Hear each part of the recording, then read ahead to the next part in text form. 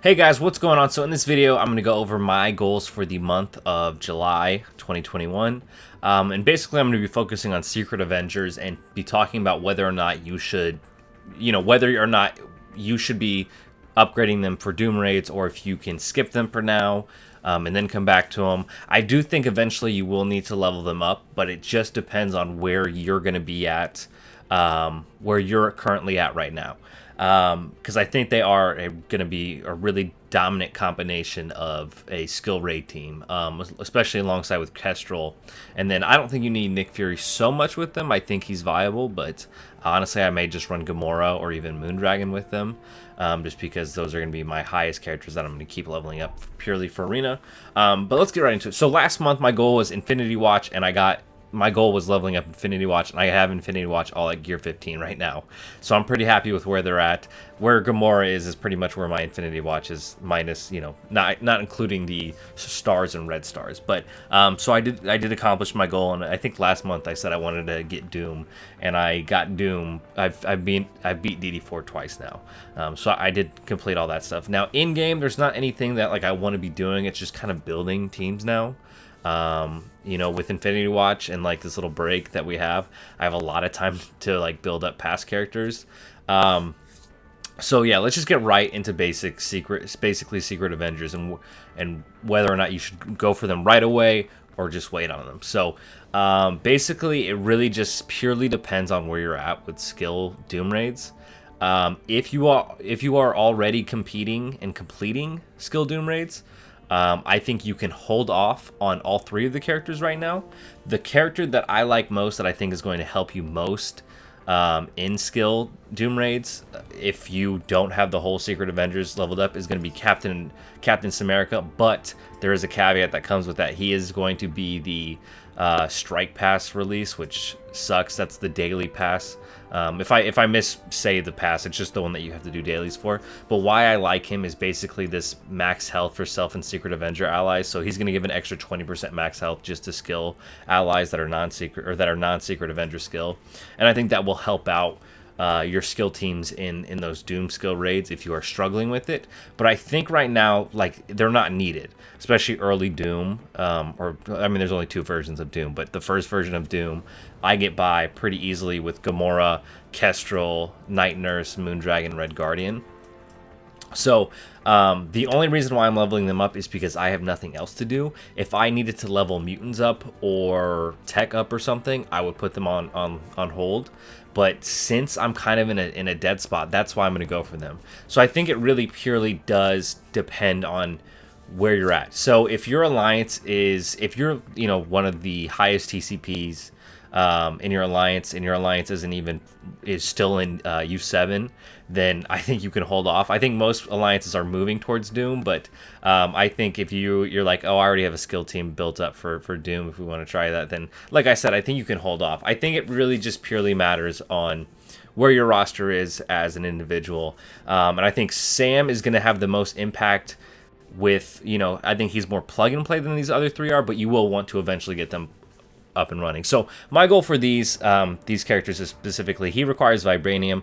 I'm going to take him up, but I don't think I'll get him over 2 stars. I don't have any plans on purchasing the Strike Pass or any of his character shards.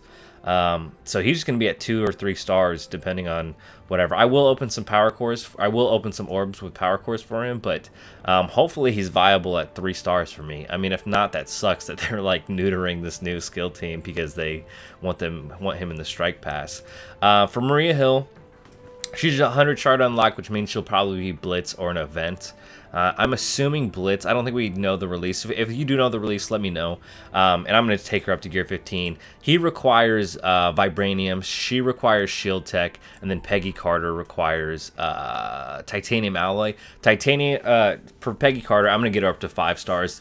The past 2 campaign characters, I've gotten up to 5 stars. That's Kestrel and Phyla-Vell. And I'm going to do it again with Peggy Carter. I won't be purchasing or anything. I will just be basically doing the 50 power core refreshes during her campaign and the 100 power core refreshes through her campaign, and obviously I'll be doing it through the harder version. If you guys want to know how to get a 4 or 5 star version of Sharon Carter, I might have said Peggy Carter, Sharon Carter, basically the nodes towards the end of hard give out more orb fragments than the ones towards easy. So you want to be going from hard to medium to easy if you have a lot of energy to go through.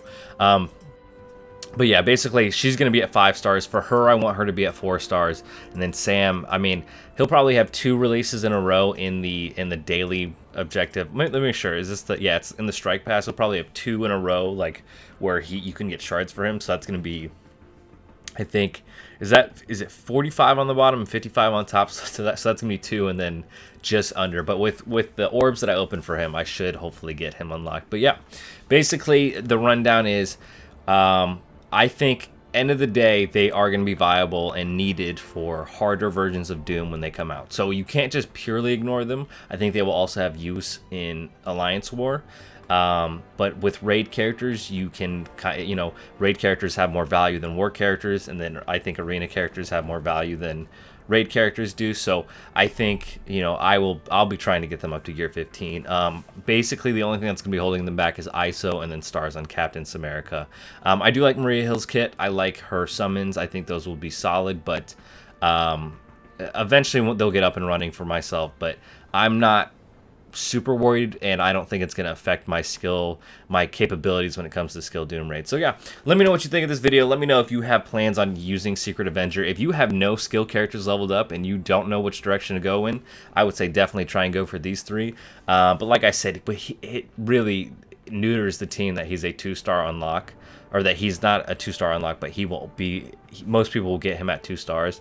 That really does neuter him, and I think Red Guardian is a good option to go after that. But kind of like if you have Red Guardian at level 60, gear 9, it kind of sucks to raise him up to gear 14, level 80, when Captain's America is just the better skill protector. But yeah, I like basically wherever you're at. I think if you have no skill characters, build this team up. If you have a skill Doom raid team that gets through, you can skip them. If you're struggling a little bit with skill Doom raid, Captain's America and his passive is pretty solid. And then I like Maria Hill too. And I think Sharon Carter is the weakest of the 3. But let me know if you disagree with that. I just like Maria Hill's summons, and I think all those shield troopers will help with a little bit of damage and take away some damage from your other skill characters. But yeah, that's gonna do it for this video. Let me know where you think I'm right. Let me know where you think you're wrong. What are your goals for this month? Are you not even focused on Secret Avenger? Are you just trying to get through DD3, DD4?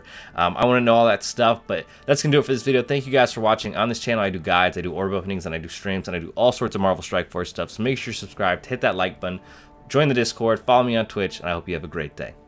Bye, guys.